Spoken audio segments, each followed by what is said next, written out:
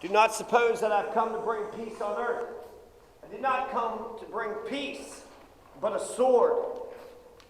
For I have come to turn a man against his father, a daughter against her mother, a daughter-in-law against her mother-in-law. A man's enemies will be the members of his own household. He who loves his father or mother more than me is not worthy of me. And he who loves his son or daughter more than me is not worthy of me. And he who does not take his cross and follow me is not worthy of me. I've actually read that as interpreted, those who you can't even love yourself. What is Jesus talking about? You got to hate your entire family and yourself just to be able to follow him? Let's carry on. To another he said, follow me. But the man said, Lord, let me first go and bury my father. But Jesus Christ said to him, leave the dead to bury their own dead. But as for you, go and proclaim the kingdom of God. So the first one was Matthew 10, 34 to 37. That was Luke 9, 59 to 60. But you are not to be called rabbi, for you only have one teacher, and you are all brothers. Do not call anyone on earth your father, for you have one Father, and he is in heaven. It's Matthew 23, 8 through 9. And he arose and came to his father, but while he was yet at a distance, his father saw him and was filled with compassion for him. He ran to his son, threw his arms around him, and hugged and kissed him. Luke 15:20. For you know that we dealt with each of you as a father deals with his own children, encouraging, comforting, and urging you to live lives worthy of God, who calls you into his kingdom and glory. 1 Thessalonians 2, 11-12. Which of you, if his son asks for bread, will give him a stone? Or if he asks for a fish, will give him a snake? So if you who are evil know how to give good gifts to your children, how much more will your Father in heaven give good things to those who ask him? That's Matthew 7, 9 through 11. I have no greater joy than to hear that my children follow the truth. That's from 3 John 1, 4. Fathers, do not embitter your children, lest they become discouraged. Colossians 3:21. This one's from Proverbs 23, 23 to 24. Buy the truth and do not sell it. Wisdom, instruction, and insight as well. The father of a righteous child has great joy. A man who fathers a wise son rejoices in him. We got one here from Mark 12:31. The second great commandment is this: you shall love your neighbor as yourself. My God, if America needed a damn commandment, that's the best one right there. Love your neighbor as yourself. No, you don't rob from your neighbors. You don't steal from your neighbors. You don't kill your neighbor's dog or pet. You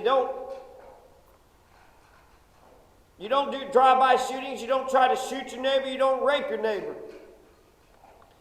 At the very least, it's like, don't do evil to your neighbor. But I guess if you're just a bunch of selfish, greedy, a bunch of genociding piles of shit, but you don't know how to treat your neighbor right. Jesus said to them, this is John 14:6, I am the way, the truth, and the life. No one comes to the Father but through me. If you had known me, you would have known my Father also. Henceforth you know him and have seen him. Luke 23:34, Father, forgive them, for they know not what they do. And then they cast lots to divide his garments. Matthew 11:28, come to me, all who labor and are heavy laden, and I will give you rest. Matthew 11:30, for my yoke is easy and my burden is light. Matthew 27:46, and about the 9th hour Jesus cried with a loud voice, Eli, Eli, lama sabachthani, that is, my God, why hast thou forsaken me? Same thing almost, Mark 15:31, and at the 9th hour Jesus cried with a loud voice, says E-L-O-I, is that Eloi? Eloi, Eloi, lama sabachthani, which means the same thing, my God, why hast thou forsaken me? Is Eli E-L-I or is it Eloi, E-L-O-I? And then Psalms 22:1, it's got the same thing, but it carries on. my God, why hast thou forsaken me? Why art thou so far from helping me? From the words of my groaning, my God, why have you forsaken me? Matthew 22:37-40. And he said to him, you shall love the Lord your God with all your heart and with all your soul and with all your mind. This is the great and first commandment, and the second is similar to it. You shall love your neighbor as yourself. The golden rule. All the damn religions say you should love your neighbor as yourself. It's actually just common sense, is it not? Treat others the way you want to be treated. You treat people differently than how you want to be treated. Kanye West was laughing that his son was kicking some other boy in school, and he said, why? Because he's weak. And he thought that was pretty funny. That made Kanye West laugh. Because that's what we need. We need your shitty kids to go to school with our kids and just to fucking bully them. Get the fuck out of here, man. These fascist piles of shit, man, they don't know how to fucking behave. They don't know how to operate. In my anti-Christianity days of my 20s, I used a few of these quotes to basically say, this is Christianity. Jesus said he's not here to bring peace. He says he's not here to bring peace. He's here to bring sword, division, conflict, war. I mean, my God, I thought he said, turn the other cheek, love thy enemy. And yet he's saying he's here to bring war. But then there was that other thing where they said they had 2 swords, and he said that's enough. So what's going on here? Not only does Christ say he didn't come to bring peace on earth, well, the great spirit of ultimate goodness wants peace on earth. And then he also says he's here to destroy families, to not call your Father the Father, only the Father in heaven is your Father.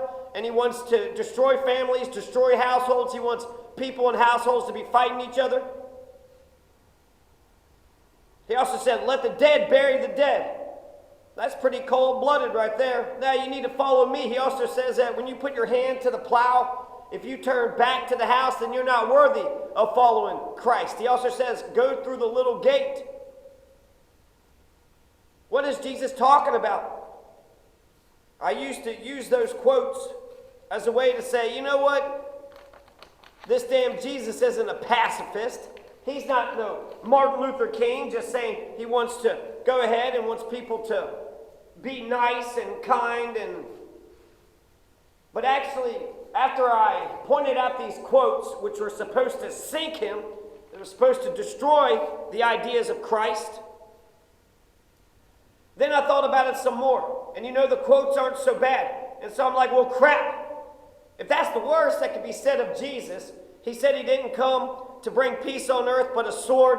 And he's saying that houses should be divided. Not that families should be divided, but houses that don't believe in goodness, that don't believe in treating their neighbors as their equals. If they're not committed to goodness, and if they're not allowing their virtue to lead them, then that household needs to be divided.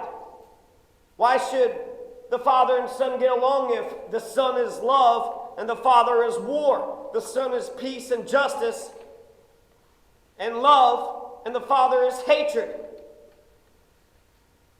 and crime.